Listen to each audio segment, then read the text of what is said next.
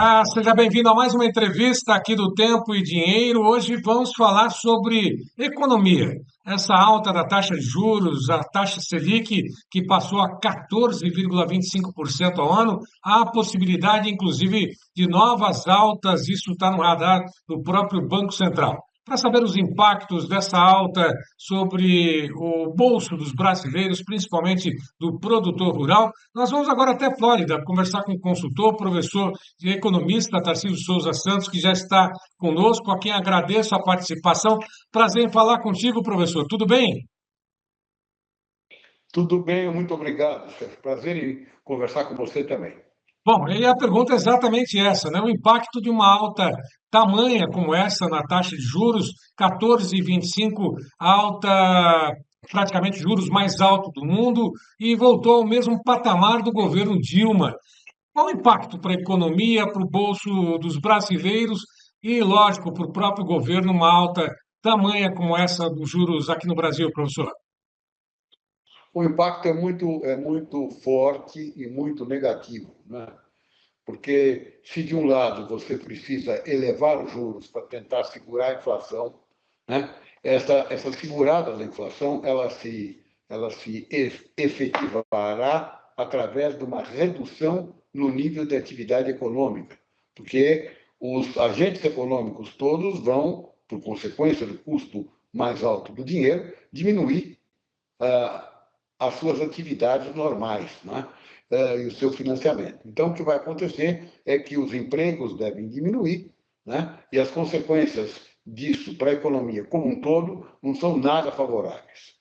Se você lembrar que, paralelamente a esse fenômeno do Banco Central elevando taxas de juros, nós temos uma situação de déficit público brigando para não se reduzir. A meta do governo era zerar o déficit público no ano passado e, na realidade, esse ano nós ainda vamos ter um déficit público bastante pronunciado, né? As contas do governo vão estar ainda no vermelho, e isso vai criar problemas, né? Então, você tem, de um lado, do lado de cá, a questão dos juros mais altos. Do lado de cá, a questão de que o governo tomará mais dinheiro para tapar o buraco do orçamento. E esse tomar dinheiro significará custos mais altos. Portanto, a situação não é nada favorável. Aliás, a lembrança de que isso aconteceu de novo lá para 2015, 2016, no governo da ex-presidenta Dilma, mostra que, efetivamente, nós não podemos esperar uma boa situação. Lá no governo Dilma, a situação foi a pior possível. A economia brasileira andou para trás e andou bastante para trás.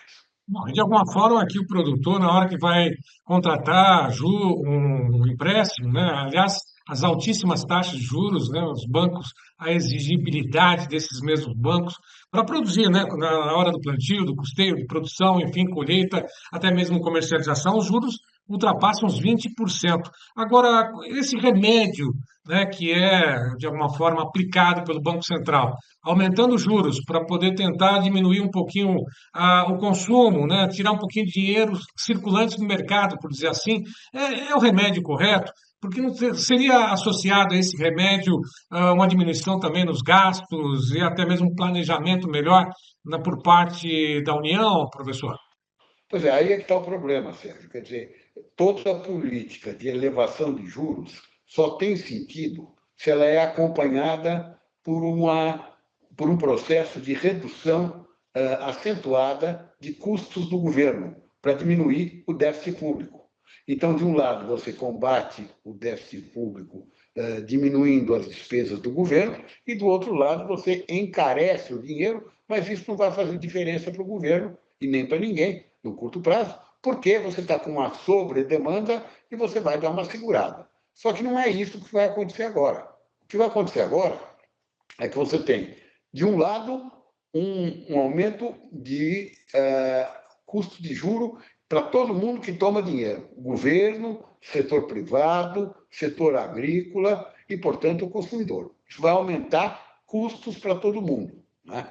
E, do outro lado, né, não há nenhuma expectativa de redução de déficit das contas públicas, porque o governo não está fazendo uma política de enxugamento do governo. Pelo contrário, né? Você só tem tido medidas que aumentam as despesas públicas. De modo que, na realidade, é de se esperar que isso resulte num problema grave no final do ano. Ou seja, o problema brasileiro de hoje vai aumentar.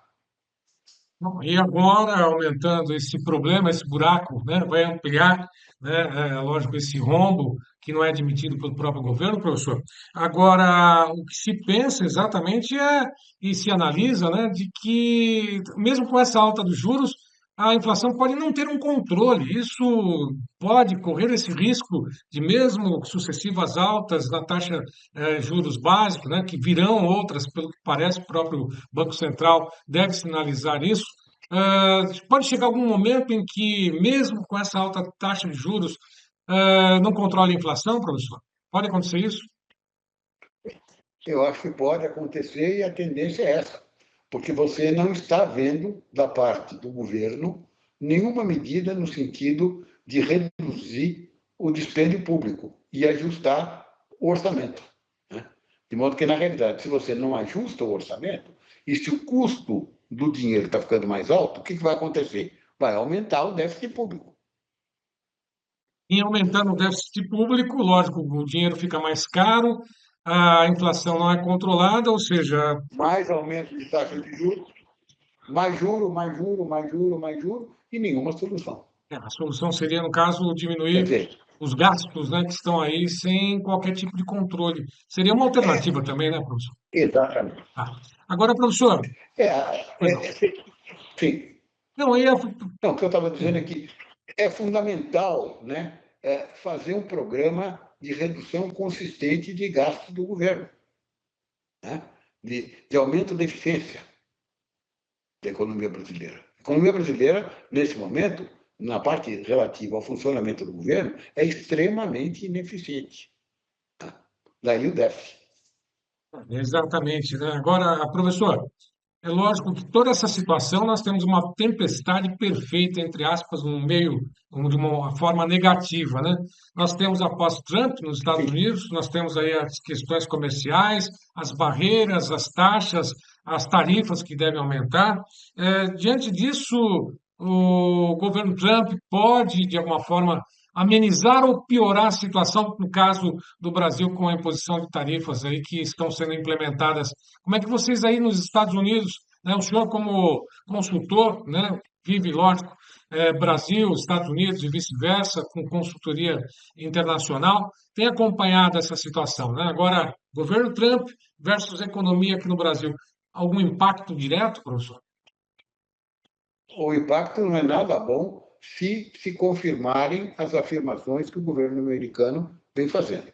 Como você sabe, ainda está difícil entender exatamente o que vai acontecer, porque o Trump, em certos momentos, ele anuncia uma tempestade e à noite, isso de manhã, e à noite ele desanuncia, ele pega e diz que vai adiar o início da cobrança da taxa, etc, etc.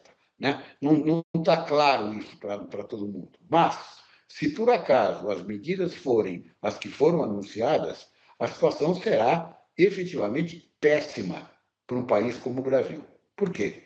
Porque nós vamos ter um problema na nossa balança comercial, né? Quer dizer, nós vamos ter um acréscimo de custo dos produtos brasileiros exportados, o que deve fazer com que esses produtos diminuam a quantidade da demanda deles.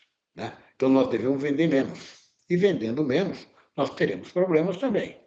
E aí, isso se soma a um aumento de custo por conta do juro, e aí você tem, então, a tempestade perfeita.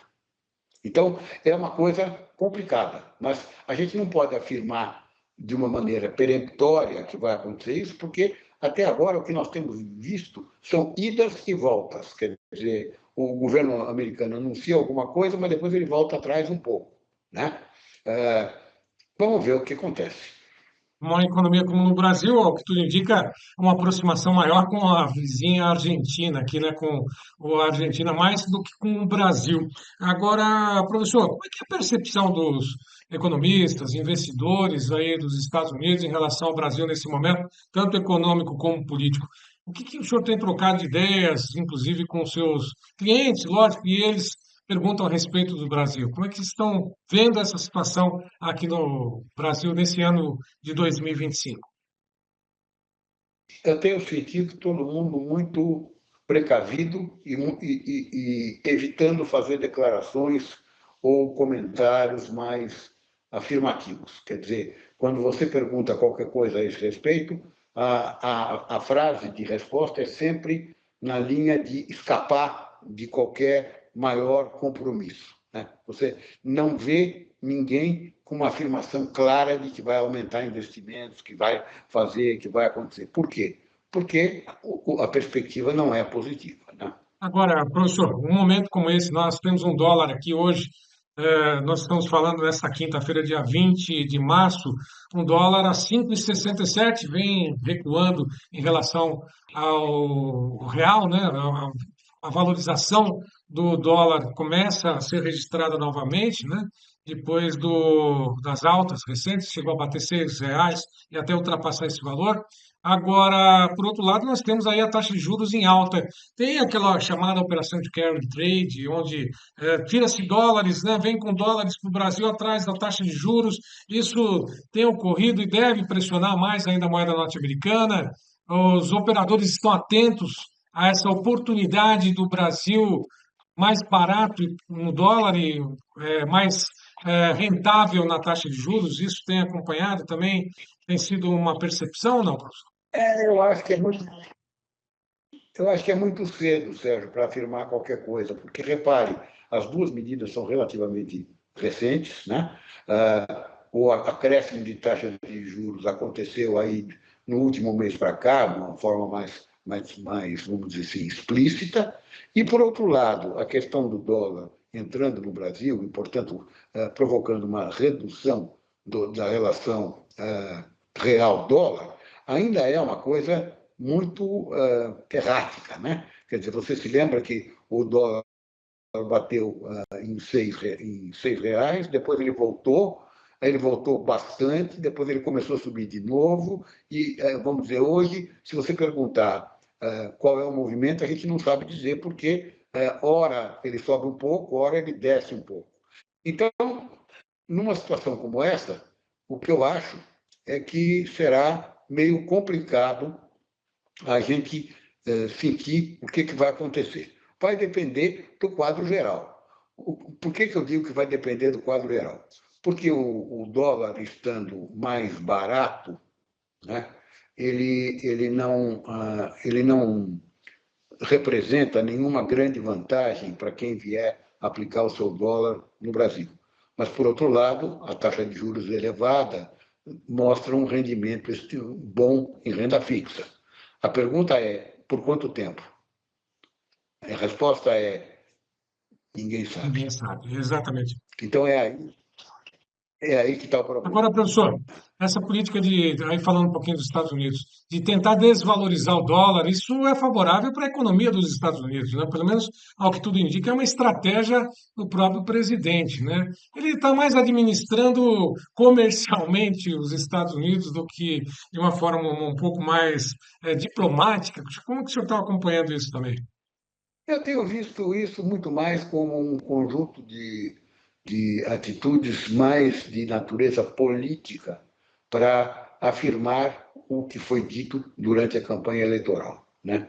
Então, você percebe, por exemplo, o comentário da compra da Groenlândia, da anexação do Canadá, etc. São coisas tão estranhas, tão difíceis, que a única explicação é que isso seja uma postura no sentido de ampliar as vantagens políticas que o presidente pode ter no país. Mas eu não vejo também onde isso vai dar, porque, na realidade, como você sabe, aqui não existe terceiro mandato, só existe segundo mandato. Nenhum presidente pode ser eleito por mais de 2 vezes. Né?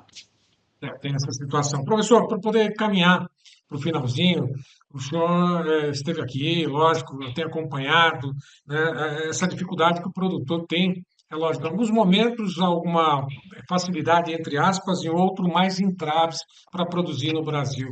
O produtor tem que ser resiliente ou ele tem que ser ousado, ele tem que acompanhar, porque nós temos problema com o clima, problema com o acesso ao crédito, problema na comercialização, problema na infraestrutura, né, problema na logística toda, né? Como é que o produtor, né, aqui do Brasil consegue vencer tudo isso daí, né, em comparação ao produtor aí nos Estados Unidos? Essa semana mesmo nós tivemos o USDA, USDA, anunciando um apoio para aqueles produtores diante dessa queda dos preços das commodities, né? Mas e o Brasil, como é que é visto diante dessa situação? O produtor brasileiro, como é que ele é acompanhado de fora do país? Como é que é a visão do estrangeiro em relação ao Brasil? Eu acho que a visão é de uma população, de um conjunto de empreendedores que está lutando permanentemente, continuamente, por muito tempo, e os resultados são bastante estranhos. Uma hora as coisas parecem funcionar melhor, outra hora as coisas pioram bastante, e, na realidade, o produtor é realmente o herói que está bancando esse processo. Não é nada fácil ser produtor no Brasil, ainda mais nesta época. E aquele recado que a gente sempre deixa, né? Procure estabelecer uma estratégia aí de proteção, de planejamento, não só na hora do plantio, mas na comercialização, no transporte, né? Tem que ter estratégias de hedge também, todas essas estratégias para ele não perder, deixar o dinheiro no caminho também, né, professor? Eu diria que a estratégia de rede é uma necessidade, né? Porque, diante desses movimentos, você tem altas e baixas de valores muito rápidas. Então, quem não tiver preparado para resistir, sofrerá bastante. Fora isso, aquelas desvantagens naturais do Brasil, quer dizer, problema de logística, problema de fazer o escoamento acontecer, problemas de clima, que muitas vezes, no ano passado, por exemplo, atrapalharam muito vários setores do agro, né? Enfim, torcer para que todo mundo consiga um ano melhor, mas as perspectivas, do ponto de vista da política econômica, não são fortemente favoráveis. Professor Tarcísio Souza Santos falando conosco, o meu muito obrigado. Foi um prazer retomar o contato contigo. O convite fica aqui, né, à sua disposição para que em outras ocasiões venha participar conosco, fazer os comentários, análises a respeito da economia do Brasil, né, fazendo essas comparações também do que acontece com a percepção de quem está de fora do Brasil em relação àquilo que acontece por aqui. Professor, mais uma vez, obrigado. Até uma próxima. Muito obrigado, Sérgio. Muito prazer em estar com você e às ordens de vocês, e torcendo, como sempre, pelo nosso É país. isso aí. Professor, obrigado. Até a próxima. Tchau, tchau. Valeu! Valeu. Bom, e a todos que estiveram conosco, mais uma vez, meu muito obrigado. E eu faço um convite para que você curta, comente, compartilhe, se inscreva também nos canais oficiais aqui do Tempo e Dinheiro. E faça parte do clube de assinantes do TID. Como sempre, João Batista Olive está aí fazendo esse convite especial para você fazer parte desse seleto clube de produtores mais bem informados desse nosso Brasil.